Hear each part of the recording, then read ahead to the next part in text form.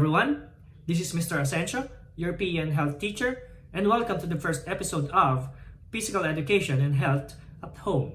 Before we do different physical activities, different exercises, or even discuss healthy topics, we will first talk about distance learning. Distance learning is also called distance education, e-learning, or online learning. It is a form of education which the main elements includes physical separation of teachers and students during instructions. And that is why I am here on your screen and you are there on your home safe. To give us some advices and tips, I have invited Rita and Moby from BrainPop. So let's sit back, relax, and listen to them.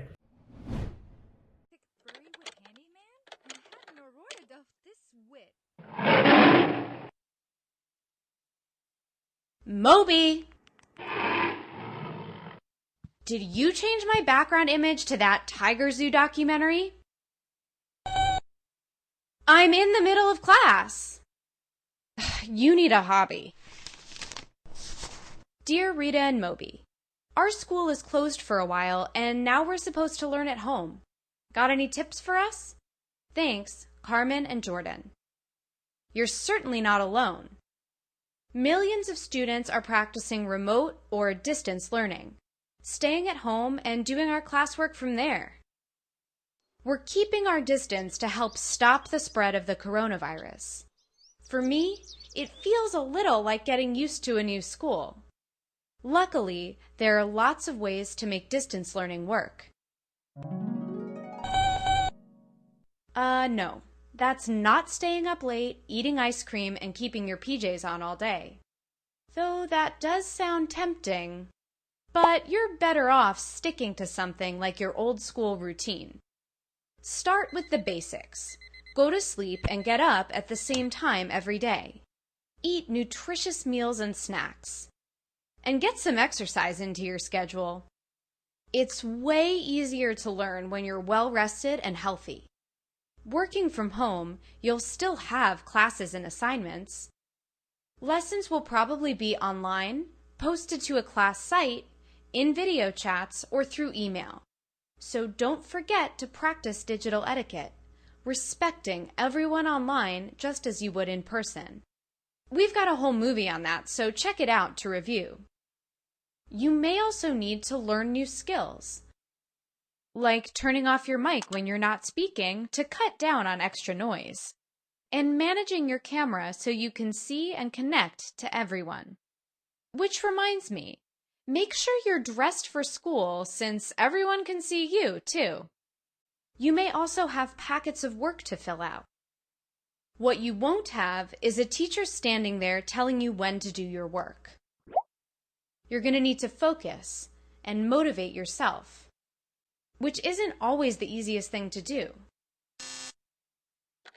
Just remember, this is new for most of us, so there's sure to be some awkwardness and hiccups. Cut everyone some slack, yourself included. Right, one big help will be having a quiet, comfortable place to learn. If you can, set aside a spot just for work, like this desk. Store all your supplies there so you won't go looking for them and get distracted. When I sit here, my mind goes right into learning mode, because this is where I work. And look, you may not have the perfect workspace. Especially since, these days, the rest of your family is probably home too. So you may need to get a little creative. Like making your own quiet space, any way you can. Or trading off using a laptop with your siblings. Flexibility is key for both you and your teachers. So let them know if you're having issues attending class or completing assignments. They'll help you figure out a solution that works for both of you. No, that doesn't mean you should just do your work whenever. That's a recipe for putting it off till later and falling behind. Structuring your days will help you stay on top of things. Your school may assign you a schedule, or you might need to figure one out on your own. One approach is to divide your school hours into short chunks. Start by writing each of your major classes and assignments on a sticky note. Then, slot the items into each chunk. And don't forget lunch. Try to put stuff that requires major brain power early, when you're rested. The afternoon is better for quieter things, like independent reading. Yeah, even with a schedule, it can be tough to stay focused on work. If you're struggling with an assignment, reread the directions to be clear on what's being asked of you.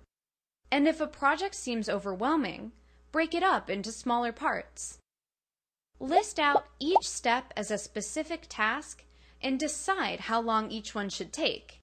Then you can slot them into your schedule. Taking breaks during the day is important too. They let you rest and reset. So after each chunk of work, plan to take 5. Walk around the block, play with a pet, or do some deep breathing. This is a work in progress, so you'll need to adjust things as you go along. When you run into problems, remember, we're all in the same boat. Even parents who might be trying to help you and do their own work at the same time. You may want to reach out to classmates to review assignments together.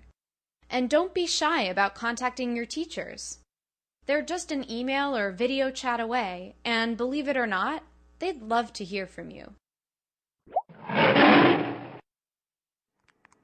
Quit it. Thank you, Rita and Moby, for sharing some tips and advices to us about distance learning or distance education. As you learned some essential things today, you also need to know our rules in our subjects, and we can call it the 4 commandments. First, you have to dress appropriately with t-shirt, shorts, or jogging pants, and with shoes if we are going to do physical activity. You have to make sure that there are no toys or even any distractions around you while we are in our session. You have to provide plenty of space, especially when we are going to do physical activity. Number 4, the most important thing is you should read and follow instructions before you do your homework. Starting next week, I'll be uploading a new video on PN Health with your assignments on CISO. You can log in on your Clever account to access my CISO page. So stay tuned for the next episode of PN Health at Home. Once again, this is Mr. A. Bye and see ya.